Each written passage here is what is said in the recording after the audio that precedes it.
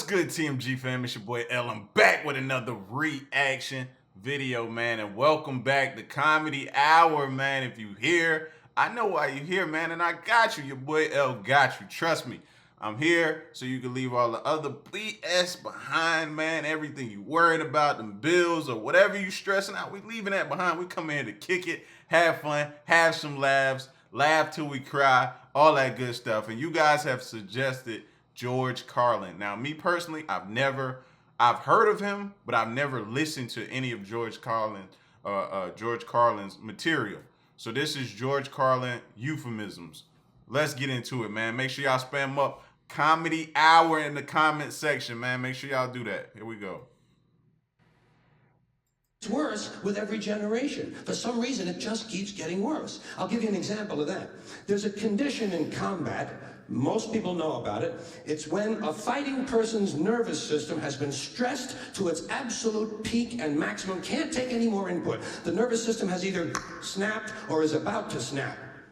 In the First World War, that condition was called shell shock. Simple, honest, direct language. 2 syllables, shell shock. Almost sounds like the guns themselves. That was 70 years ago. Then a whole generation went by, and the Second World War came along, and the very same combat condition was called battle fatigue. 4 syllables now. Takes a little longer to say. Doesn't seem to hurt as much. Fatigue is a nicer word than shock. Shell shock. Battle fatigue. Then we had the war in Korea, 1950. Madison Avenue was riding high by that time, and the very same combat condition was called operational exhaustion. Hey, we're up to 8 syllables now. And the humanity has been squeezed completely out of the phrase. It's totally sterile now. Operational exhaustion. Sounds like something that might happen to your car. Then, of course, came the war in Vietnam, which has only been over for about 16 or 17 years. And thanks to the lies and deceit surrounding that war, I guess it's no surprise that the very same condition was called post-traumatic stress disorder. Still 8 syllables, but we've added a hyphen. And the pain is completely buried under jargon. Post-traumatic stress disorder. I'll bet you if we'd have still been calling it shell shock, some of those Vietnam veterans might have gotten the attention they needed at the time. I'll bet you that. I'll bet you that.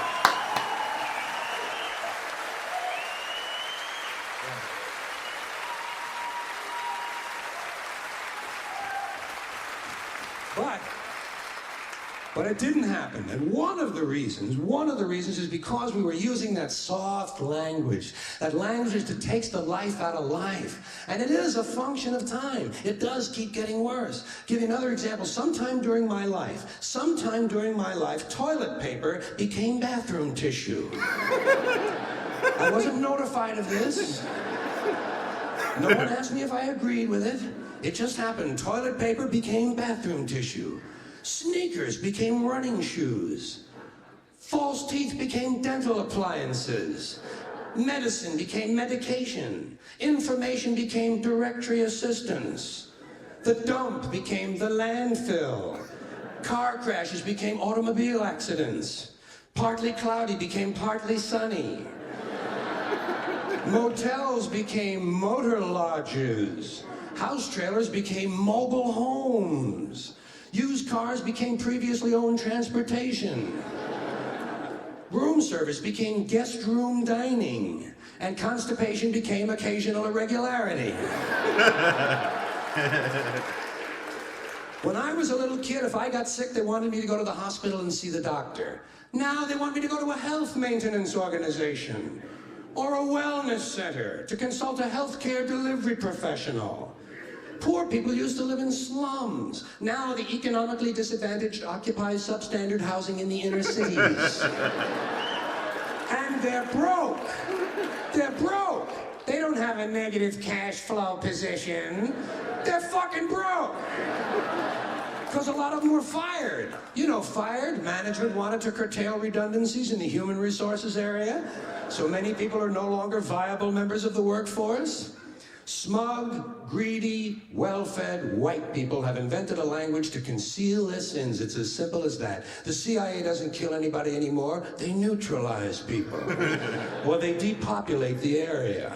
The government doesn't lie. It engages in disinformation. The Pentagon actually measures nuclear radiation in something they call sunshine units. Israeli murderers are called commandos. Arab commandos are called terrorists. Contra killers are called freedom fighters. Well, if crime fighters fight crime and firefighters fight fire, what do freedom fighters fight? They never mention that part of it to us, do they? Never mention that part of it.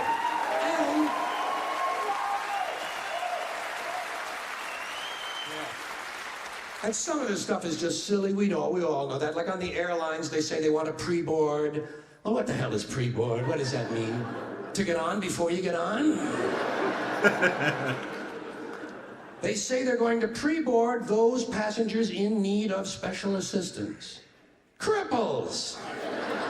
Simple, honest, direct language. There's no shame attached to the word cripple that I can find in any dictionary. No shame attached to it. In fact, it's a word used in Bible translations. Jesus healed the cripples. Doesn't take 7 words to describe that condition. But we don't have any cripples in this country anymore. We have the physically challenged. Is that a grotesque enough evasion for you? How about differently abled? I've heard them called that, differently abled.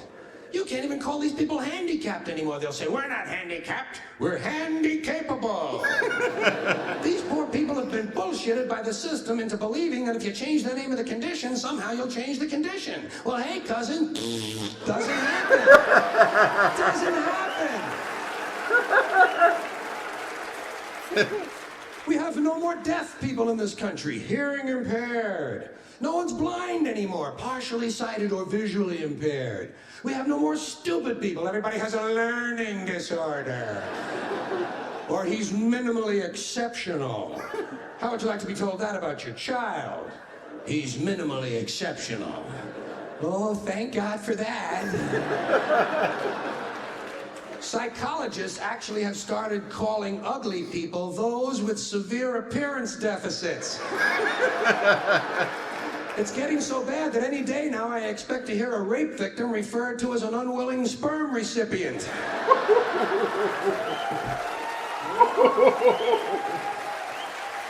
Oh, I can see he one of those. And we have no more old people in this country. No more old people. That line, We he'll shipped them cross all it. away, and we brought in these senior citizens.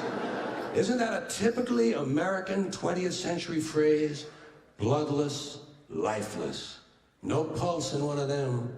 A senior citizen. But I've accepted that one. I've come to terms with it. I know it's here to stay. We'll never get rid of it. That's what they're going to be called, so I'll relax on that. But the one I do resist, the one I keep resisting, is when they look at an old guy and they'll say, look at him, Dan. He's 90 years young. Imagine the fear of aging that reveals. To not even be able to use the word old to describe someone, to have to use an antonym. And fear of aging is natural, it's universal, isn't it? We all have that. No one wants to get old, no one wants to die, but we do. So we bullshit ourselves. I started bullshitting myself when I got to my 40s. As soon as I was in my 40s, I'd look in the mirror and I'd say, well, I guess I'm getting older. Older sounds a little better than old, doesn't it? Sounds like it might even last a little longer. Bullshit, I'm getting old. And it's okay, because thanks to our fear of death in this country, I won't have to die. I'll pass away.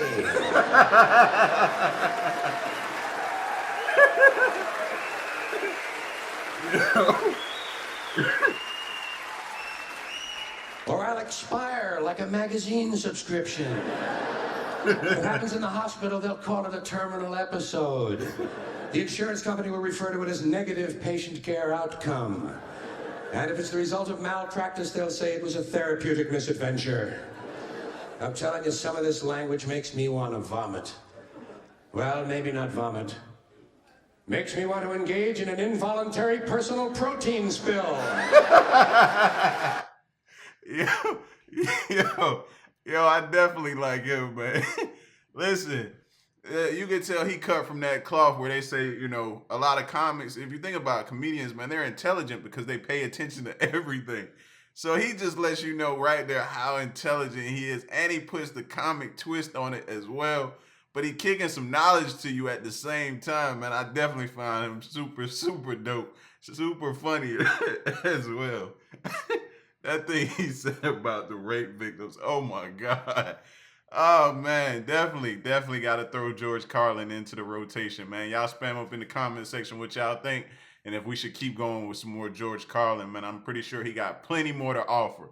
You know what I mean? It's your boy L, man. Y'all make sure y'all spam up Comedy Hour in the comment section. If you new, subscribe, turn on your post notification, and smash the like button for George Carlin, man. It's your boy L. Till the next reaction video, man. I'm out. Peace. Y'all stay solid, man. Hey. What we do here is go back.